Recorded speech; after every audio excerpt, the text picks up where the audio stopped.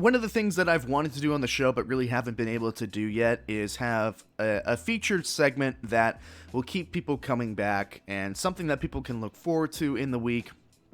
And it's something that I've wanted to do for a while, but haven't really found the right time to do it.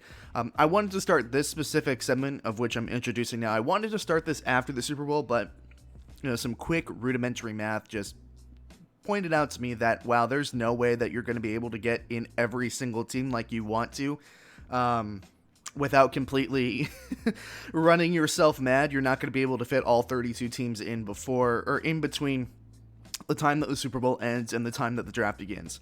So the segment that we're doing today and that I'm introducing today, I don't have a name for yet. I could definitely use your help. If you have a good idea for a name of the segment, please leave it in the comment section. DM it to me. Text it to me if you know me personally. Tell me what you think if you have a good idea for a name of this segment. Right now, I think I'm going to call it 15-Minute General Manager.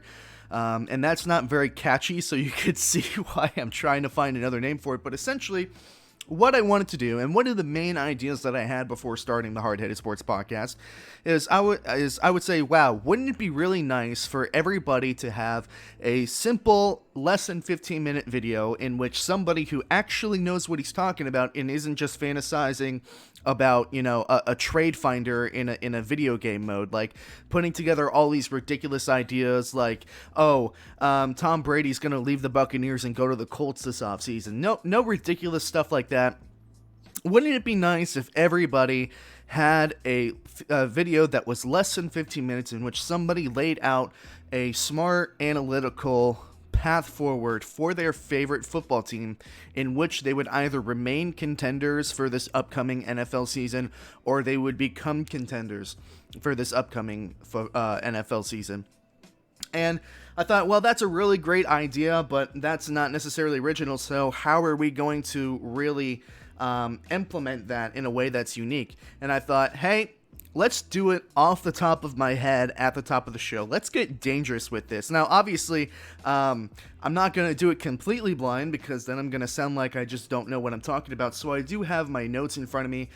It's not like word for word as in a script, but I basically have every single team with 3 or 4 bullet points of facts that I need to know to create an informed opinion on what these teams should do during the offseason so that they can either remain contenders or become contenders. And again, I'll be doing this all off the top of my head for the most part in less than 15 minutes. So I thought that was a pretty good gimmick, or enough of a gimmick to make it something interesting. So obviously today it might be a little bit longer than 15 minutes, who knows, because I'm having to explain and introduce what the segment is. So I don't know if you can necessarily see this. Here, let me move over the camera here. I don't know if you can see this, but my hat, my Florida State Seminoles hat here, has a list of, has a little cut out little tiny pieces of paper with the names of all 32 NFL teams listed on it. So I am going to get my hat here, and I'm going to, no, I don't want to, see, this isn't the most sturdy hat in the world.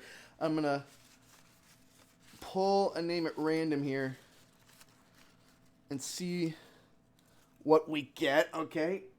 And I'm going to be coming back and doing this at least 2 to 3 times a week, depending on how often I have to do this segment in order for it to be completed by the time the NFL draft comes around. And for the inaugural team, the first team, you guys will know what it is because it's going to be in the title, but I have no idea what the team is going to be.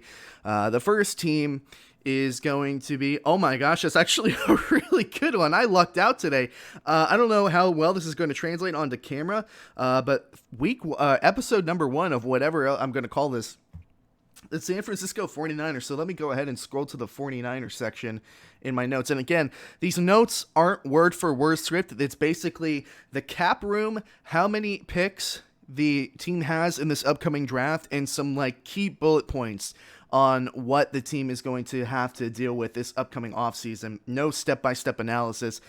So I'm going to have to, okay, I need to take a second and think about this for the 49ers.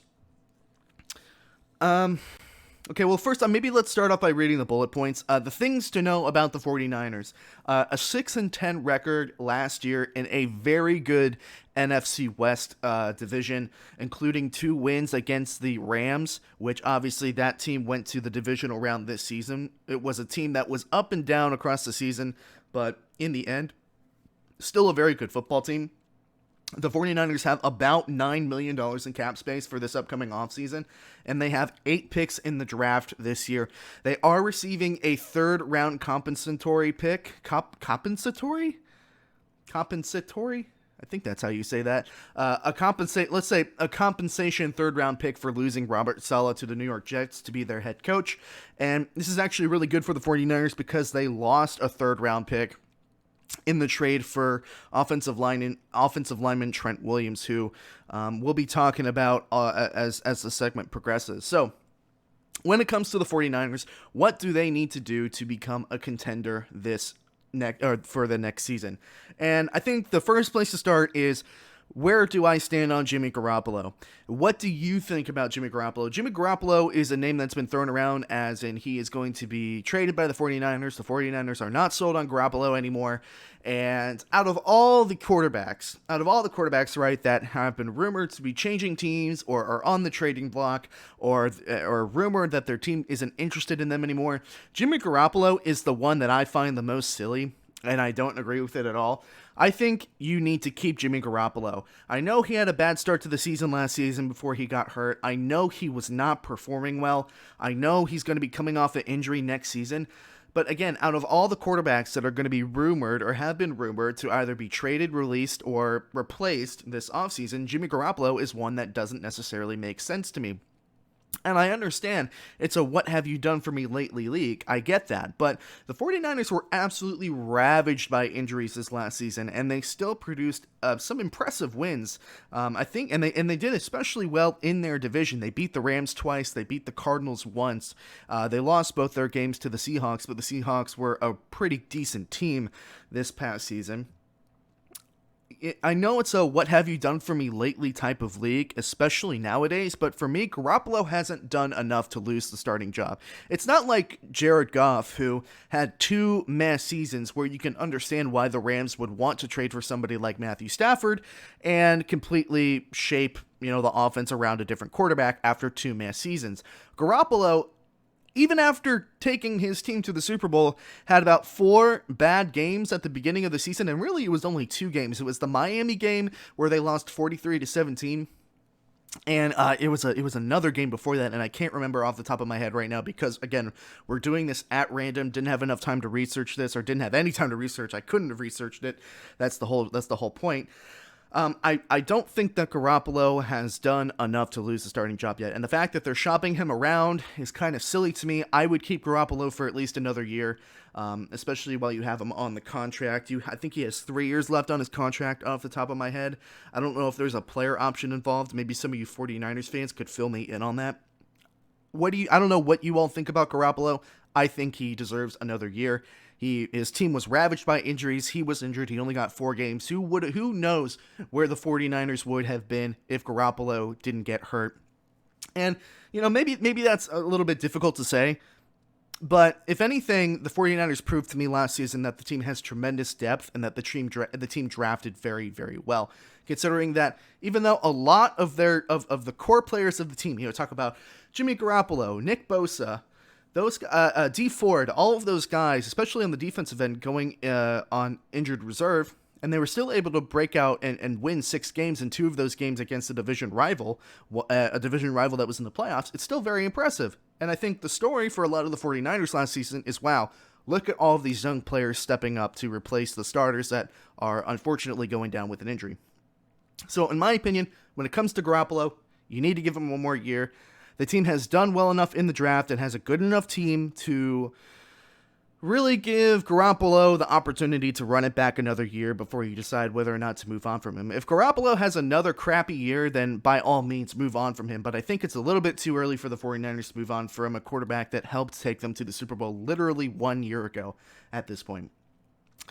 The 49ers have, what was it, $9 million in cap room. So with the little amount of cap room that they have left and without going over the cap, they really need to prioritize signing the free agents that are on the roster that are the most important people to re-sign.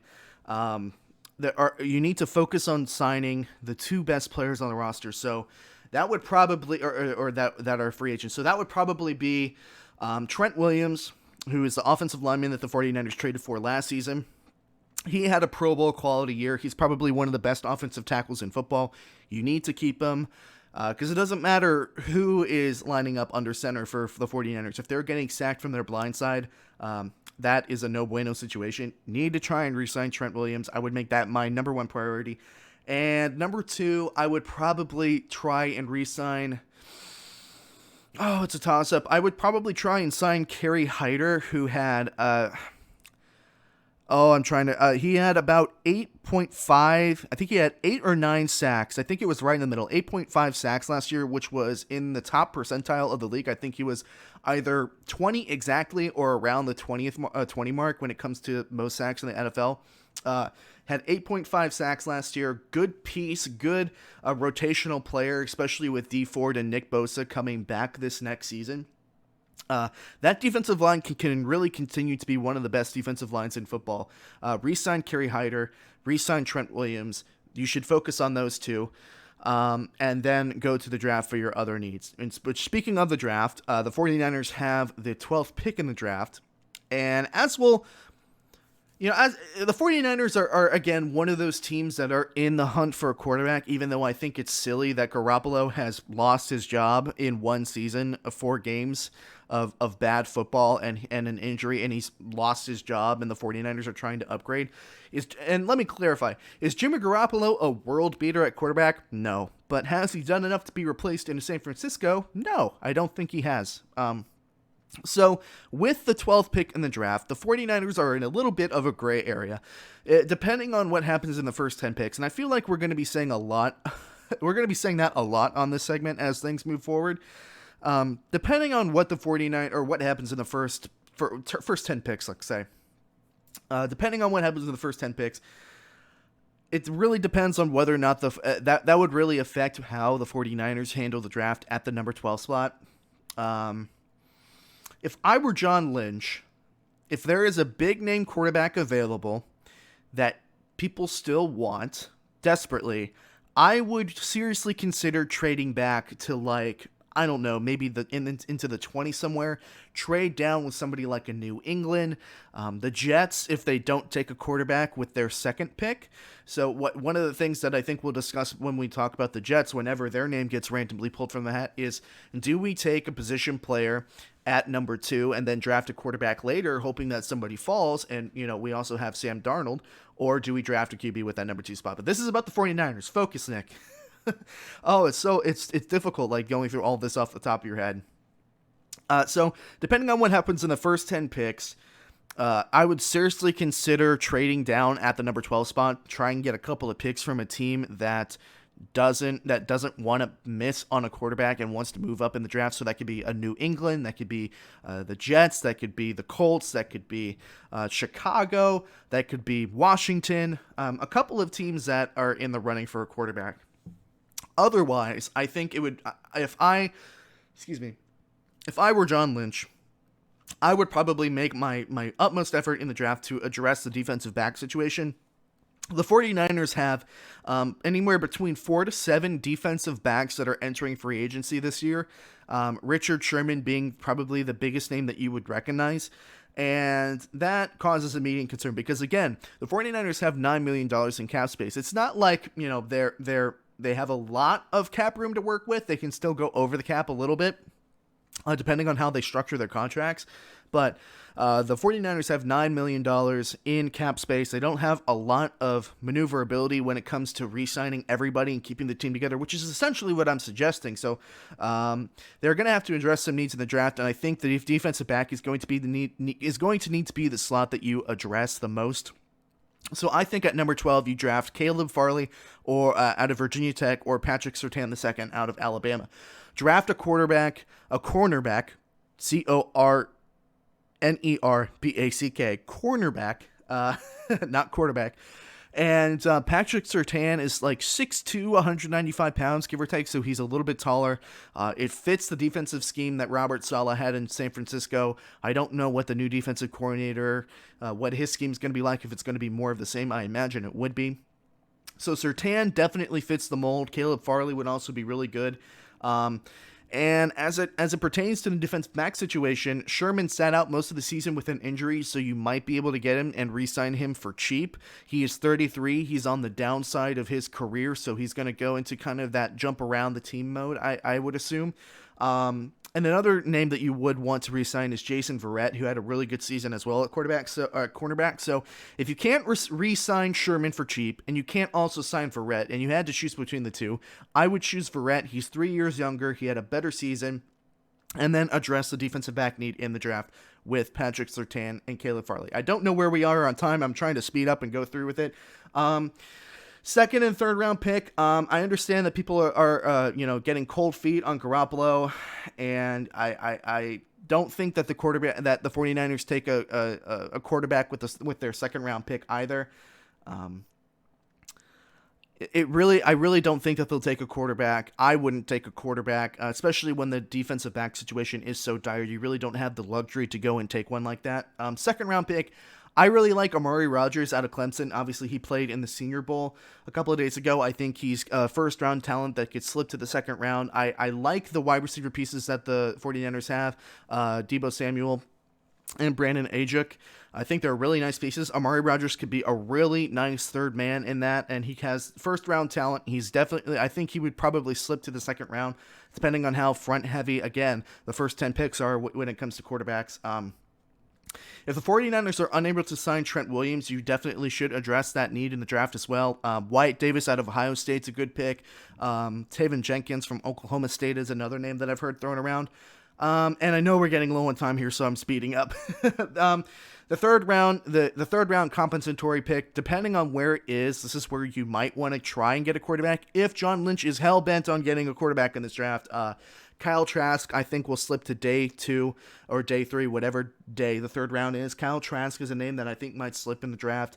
And Kellen Mond is somebody that really impressed in the Senior Bowl, so that might be another option as well. So that is how the 49ers can be contenders this next season in 15 minutes or less. I don't have my stopwatch off. I think that was less than 15 minutes. I'm going to pray. Fingers crossed. Obviously, this segment will get better with time. I'll kind of be able to... I need to be able to take a breath, first of all.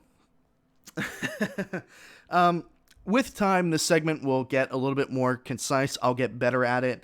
But that's the idea of the segment. Let me know on YouTube and, in person if you like the segment, if you think we should keep going with it. I like the idea. I think it provides a little bit of challenge for myself to not only, really go through everything for each organization at a time crunch, at random. Provide some challenge for me, maybe some entertainment for you, and obviously it's a reason for you all to keep coming back. So, hey, I covered the 49ers today. Let me know, or not let me know, but we'll see if we cover your team the next time. Man, I need to take a little bit of a break. Whoo-wee. Hey everyone, thank you so much for watching this segment from the Hard Headed Sports Podcast. You've heard what I've had to say, now I'm interested to hear what you think as well. If you enjoyed this highlight from the show and want to watch more highlights from the show as they come out after the show's completion, you should definitely subscribe to the YouTube channel, and if you're interested in listening to the entire show in its full-length entirety, you should follow the show on Spotify, Apple Podcasts, Google Podcasts, and Anchor. Thank you so much for watching. I will see you all very soon.